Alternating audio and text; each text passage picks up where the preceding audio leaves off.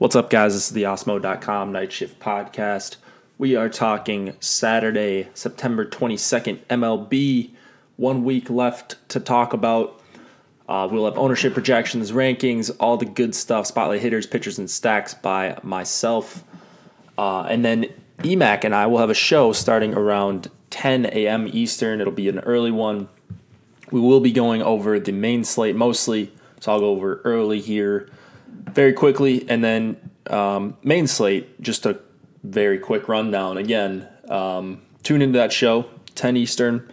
Myself and EMAC should be a good one. We've got a bunch of NFL content. You can check out the lineup builder for MLB and NFL on the Osmo.com homepage. Article by Ben Raza, article by Chris Spags, NFL rankings, projections, ownership. I mean, there's three fellas talking football. There's a bunch of other shows. We've got a big weekend schedule. Check out the email blast, the daily game plan, if you want to see the schedule in its entirety. All right, let's do it. We have Mets and Nationals on the 4:05 p.m. Eastern slate. Corey Oswalt going up against Tanner Roark. Oswalt is 6,600, Roark 7,700. I have some interest in Roark here just because of the nature of the slate. You've got what I think is going to be a super chalky Lance Lynn. You've got Tyler Glasnow, and then not a ton I like after that. So I think I will have some Roark here. He is a minus 170 favorite going up against a very underwhelming Mets team. Roark's going to be a guy that I look to on a four-gamer like this. Probably not looking at Mets bats. I mean, I love the Nats against Corey Oswalt. He's got a 548 xFIP against lefties. Hasn't given up a ton of hard contact, but I mean, I think he's been pretty lucky despite that. So 311 WOBA isn't terrible, but going up against these Nats bats in decent hitting weather, I think it is a pretty good spot for guys like Harper and Soto, Trey Turner as well. Orioles and Yankees, David Hess going up against Lance Lynn. Hess is someone who isn't a terrible real-life pitcher, I don't think, but he's just not good. Any good for DFS. Under 15% K rate against lefties. 539 xFIP against them. He's another one where he doesn't give up a ton of hard contact to lefties, but his BABIP's down at 245. Obviously not going to stick there. He's not that great of a pitcher. So Yankees bats, 6.2 run total here. They're surely going to be popular on a four-gamer. I don't see really any reason to fade them outside of ownership. So, again, it seems like for the third or fourth day in a row, it's just not that interesting to talk about a team with a 6+ run total.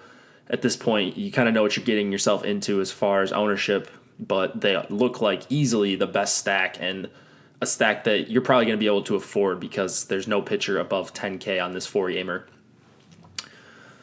All right, Rays and Blue Jays, Tyler Glasnow going up against Thomas Panon. Glasnow 9,800 coming off that nice start in Arlington. Glasnow is one of my favorite guys to play, so if Lance Lynn's going to be the chalk on our ownership projections tomorrow morning, I think Glasnow is a really, really good pivot. You probably have to sacrifice one of those Yankees bats if you're getting up to Glasnow, but I mean, take Glasnow, take an Orioles bat against Lynn, like a Chris Davis or someone like that, or a Mullins or a VR, and get up to Glasnow. He's such a high upside arm. Going to see a bunch of righties for the Blue Jays. They strike out a bunch, especially over the last month against righties, well above average. And Glasnow just got electric stuff. You saw it in his last start against the Rangers, 6 innings, 6 strikeouts, no earned runs, and only 86 pitches. He has starts where he is super, super efficient, and this could be another one, and you're probably not going to see him as the highest owned pitcher, which is really appealing. Panon is 6K on DraftKings. He's fully stretched out, and I didn't realize that at first, but 103 pitches his last start, 7 innings, 6 strikeouts in Yankee Stadium. That's pretty tough to do, of course. I don't expect him to do that same thing, but the Rays have done a lot of their damage lately against righties, against lefties over the last Well, since August 1st, Tampa has a 24% K rate, 105 WRC plus is solid, but just a 124 ISO in that span. So not as much power against left-handed pitching for the Rays as of late. So Penon, I do have some interest in. He's going to be the guy that I go to pair with Glasnow. So hoping for a low-scoring game here. Royals and Tigers, we have Jake Junis going up against Jordan Zimmerman. Junis is 8,100, and he's going to garner some ownership for sure. I don't know that I agree with it. Swinging strikes have been down his last 4 starts. Chases have been way down against teams like Minnesota and Detroit. He's seen Detroit quite a few times this year. I know that because I've played him against Detroit a bunch of times. And the chase rate's been good. The swinging strikes have not been great in those starts. Looking at the results, man, he had a complete game against Detroit a few weeks ago. That's pretty impressive. Did not realize how much he's really dominated this team. So he's going to have ownership for sure. And kind of the one guy I really like against him is Christian Stewart. He's 3,800. Makes it pretty easy to fit in a Glasnow. So that's the appeal to Stewart. And he's also a pretty solid hitter. Has shown some power. He had a double dong game a couple nights ago as well. Zimmerman, 7,100. I don't think he's that bad of a pitcher. And at this price on this slate, I don't see him having a ton of ownership. Relatively a ton of ownership. He's probably going to be in the low 20s, I would say, in most tournaments. I mean, the results have not been good for him at all. 0% swinging strike rate against the Twins is concerning, but Zimmerman's going to be a guy I go to just because this Royals team lacks any sort of power. It's 64 degrees in Detroit for this game. Weather's starting to get obviously much cooler around the U.S., so Zimmerman will be a guy that I go to in lieu of Jake Junis. Brewers and Pirates, first game of the main slate. Zach Davies going up against Trevor Williams. 2 guys I don't usually full stack against. I mean, Davies on occasion if it's the right spot. Pirates bats are pretty cheap, but I'm really only looking at Corey Dickerson and Starlin Marte for 4,400 and 4,900, and those are kind of the 2 most expensive guys in the Pirates. And then against Trevor Williams, he's one that he really limits the damage incredibly well. And he's someone I've kind of stopped targeting against altogether, especially on bigger slates. It's a 9-gamer. Really good at getting to 5 and 6 innings is Williams. Doesn't look spectacular in the plate discipline department. 7.6% swinging strike rate. So you look at that and you're like, man, this guy isn't all that great, but the chase rate has been way up. It's been at least 34.9% in his last 6 starts, so not a guy I really want to fire up a full stack against with these Brewers bats. Angels and Astros, we have Jaime Barria going up against Justin Verlander. Barria, 5,900. Verlander is 12-1. Barria has had a couple actually really nice starts against the Astros pretty recently. I don't know if they're fully healthy in those 2. I think they were just starting to get healthy. It was 2 in a row. Actually, one of the starts was good. 6 innings, 4 strikeouts. The other one was 3 innings, 1 strikeout, 4 earned runs. So maybe I'm thinking of Pena, actually. But anyways, Barria did have one very good start. And he is in a pretty tough spot here. He does give up a ton of hard contact. 2 righties for the season, 36.5%. 140 whip. He walks quite a few righties, only strikes them out at a 17% rate. 46% fly ball rate is really discouraging in terms of wanting to play Barria. So I like Correa, Bregman, Altuve, Springer. Anytime you like one of those guys, you basically like all 4 of them, it seems. Verlander is 12-1, 10 strikeouts in 3 out of his last 4 games. I mean, he is just phenomenal, just midseason form. Or I should say playoff form, because that's exactly what he's in right now, just mowing down everyone. It's not a perfect strikeout matchup against the Angels, but he's dominated almost any matchup he's been in this season. So no point in poking holes in Verlander here. I mean, he looks like a great option. You're worried about Trout and Ohtani, and that's really about it. And if I remember correctly, he's completely dominated Trout for his career. Kind of weird BVP thing there. So love Verlander. I think you're getting quite a bit of a discount on him. Reds and Marlins. Anthony Desclafani going up against Jose Urena. This one is super, super uninteresting to me. Desclafani, someone I like to target with lefty power. He's going to be someone that I probably leave. I probably leave him in my player pool just because of the abundance of righties in the Marlins lineup and it being a big park with the wind blowing in, but I really don't feel good about it at all.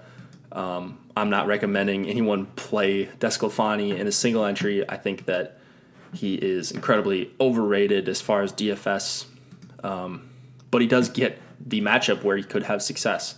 I mean, against righties this year, 356 xFIP, 111 whip, strikes him out about average. I mean, does get a lot of ground balls against righties as well. So not the worst spot for Desclafani. There's really just no power lefties on the Marlins that I can attack him with. Urena 7,600. It's just kind of an avoid on both sides. I respect Urena.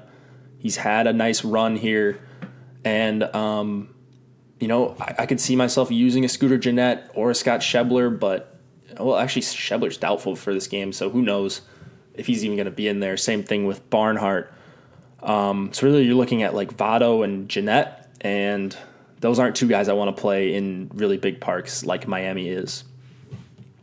Cubs and White Sox. John Lester going up against Lucas Giolito. Lester had a really nice start last time out.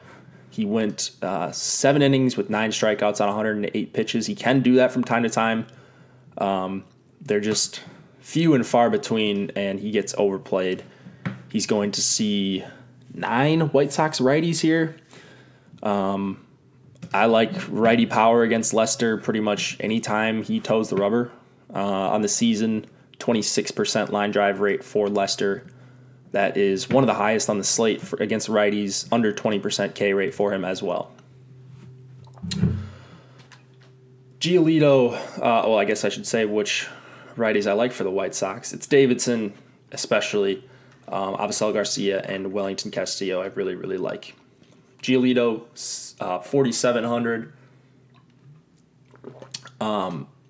He's just in not a super tough spot.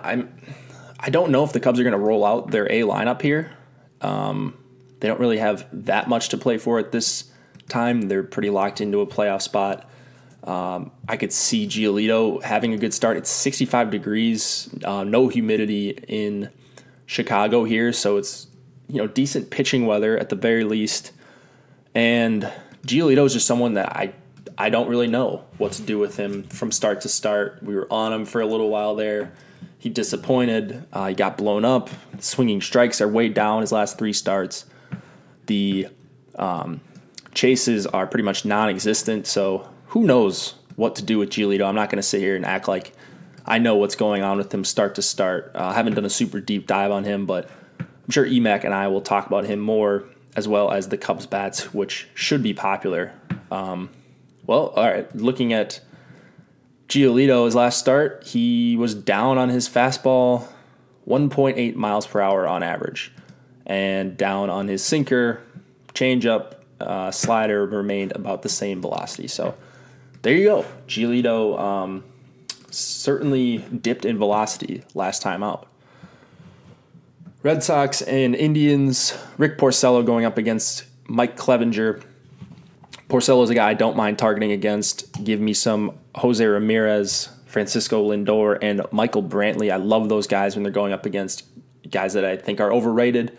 I think Porcello is pretty overrated in DFS. I have no interest in playing him, and I will be attacking him with those top 3 Cleveland bats. A near 5-run total for the Indians shows you kind of what Vegas thinks of Porcello. Clevinger, 9,300.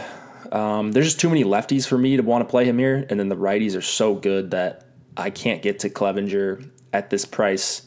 Benintendi is really the only one I want to play on the Red Sox side, so this one is very specific hitters I'm looking to play in this game. You're not really getting a discount on Betts or JD Martinez at 5,800 and 5,200. Mariners and Rangers. Marco Gonzalez going up against Mike Minor. Gonzalez is 7,300. Minor is 8K. I think Gonzalez is going to be someone that I play a lot over the field. I'll say that. Want to see what his ownership looks like. But in Arlington, it's 71 degrees. There could be some rain. It's pretty favorable pitching weather for what we normally see. And he's coming off a nice start against the Angels. 5 innings, 6 strikeouts, 3 earned runs, gave up a homer, walked 2, but double-digit swinging strikes, over 12% swinging strike rate in each of his last 2 starts. The chases have been there, especially in that Padres start. And Gonzalez was a guy I was on earlier when the swinging strikes were on the rise. And anytime they are, and they've jumped pretty significantly his last couple starts, usually willing to at least jump on a guy at low ownership. And that's exactly what he's going to be right here against Texas, who, yes, it's scary. Yes, they have a lot of power. Yes, he's been blown up in Texas earlier this year. But I will be playing Marco at about 5% ownership is what I expect him to have right now. So give me some Marco. I'll let everyone else load up on the Texas bats. Minor, 8K. I don't really have much on Minor that is going to be super interesting for you to listen to. He's a guy that I've targeted against with righties basically only. 476 xFIP against righties, 37% hard contact. Not a ton of line drives and a decent whip.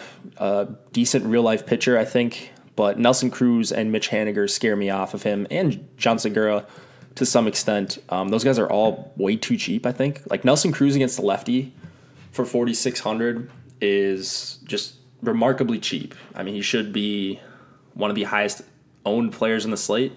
I don't know how he's not, even with the cool weather in Texas. But anyways, I guess we'll see tomorrow morning. Just a glaring pricing mishap on DK's end there. Colorado and Arizona. Antonio Senzatella going up against Patrick Corbin.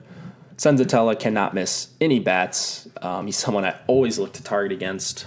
And he's just the complete opposite of a guy like Marquez or John Gray when he's healthy. Or Tyler Anderson. I mean, those guys all miss bats. They all get like decent swinging strike rates and chases. And Senzatella can't do much of anything in that department. His last few starts he has, but you look at the opponent, and one was Arizona, and that was in Coors. I'm counting that more as a fluke than anything. And then the other 2 out of his last 3 were against San Francisco. So there's just no way I'm putting any stock into Senzatella's recent performance. I hope other people do, because I'll have Peralta, Goldschmidt, and Pollock and Eduardo Escobar in abundance. Corbin, 10-4, one of my favorite pitchers, if not my favorite pitcher on the entire slate. I mean, this guy kept his strikeout streak alive, 7+ strikeouts in 11 games straight. Just an absurd mark for Corbin. He's doing it on less than 100 pitches most of the time, which is kind of crazy. He's getting 6 innings, all but one of those last 11 starts. He's gone over 100 pitches 3 times in those starts. The rest are 95, 96, 91. He's just been efficient. He just gets you 20+ DK points seemingly every time out. You've got a banged up Nolan Arenado and Trevor Story on the Rocky side, and just sets up to be a really, really good spot for Corbin. Twins and Athletics. Chase DeJong going up against Mike Fiers. I don't know a ton about DeJong, but I do know he is pretty stretched out. So I think he is at least usable. He's someone that we should dig deeper into. 24-year-old DeJong. Looking at what he's done at the major league level, 73 and 74 pitches. His first couple starts, got a good amount of swinging strikes in the Kansas City game, but ran into trouble. Gave up 3 earned runs Looks like there were a couple errors on the Twins side, so the defense kind of let him down there. But 5.2 run total for Oakland makes this a pretty scary spot, even for 4,900 for DeJong. Good park is basically all the good I can say about this matchup with DeJong. If you're playing him, you're just playing him for the salary and because he makes it work if you're trying to stack up some super expensive bats. Fiers on the other side, 8,400, pretty decent home road splits for Fiers, and you can understand why. I mean, Oakland is one of the best places to pitch in the MLB. Day game, it's not a day game, sorry. I meant night game, so it's going to be even cooler in Oakland. Under 70 degrees, the wind blowing out doesn't really matter to me all that much. You can just see it in Fiers' game logs, and the swinging strikes go up when he goes back home. They go down when he goes on the road, and he usually gets bombed on the road, and he usually has pretty decent starts at home. So the home road splits certainly make sense for a guy like Fiers. You'd like to see him get a little bit more stretched out, but he's run into trouble over his last couple starts, especially that last one, just 80 pitches. But I think he has the ability to go 90, 95, and maybe even 100. So against this Twins team with a 3.4 total, that total probably has more to do with the Oakland bullpen, but I still think Fiers is a perfectly fine mid-tier option. Last game of the night, Padres and Dodgers. Jacob Nix going up against not Ross Stripling. It was supposed to be Ross Stripling. The Dodgers do not have a starter listed, so we'll talk more about the Dodgers starter as well as the Padres bats. I should know by the morning show with EMAC, but the real talking point here is the 5.1 total for the Dodgers against Jacob Nix. I think Nix is one of the worst pitchers that we have on the slate by far. I think he's worse than all the other guys on the early slate as well. Just a guy who cannot get any swings and misses. He's someone I want to attack with a super deep Dodgers lineup. I mean, I'm not reinventing the wheel here. I think the Dodgers are a phenomenal stack and one of the best on the night. That's going to do it for the night shift, guys. Only a few more of these to close out the season. Then we'll have a bunch of content for other sports. NFL, you've already seen. We will have NBA, NHL, and hopefully more. MMA as well. Go check out the articles by Homer Cleese. He does a great job on those for us. Spotlight Hitters Pitchers Stack should be out by time you listen to this show with EMAC at 10 Eastern. Good luck, guys. See you then.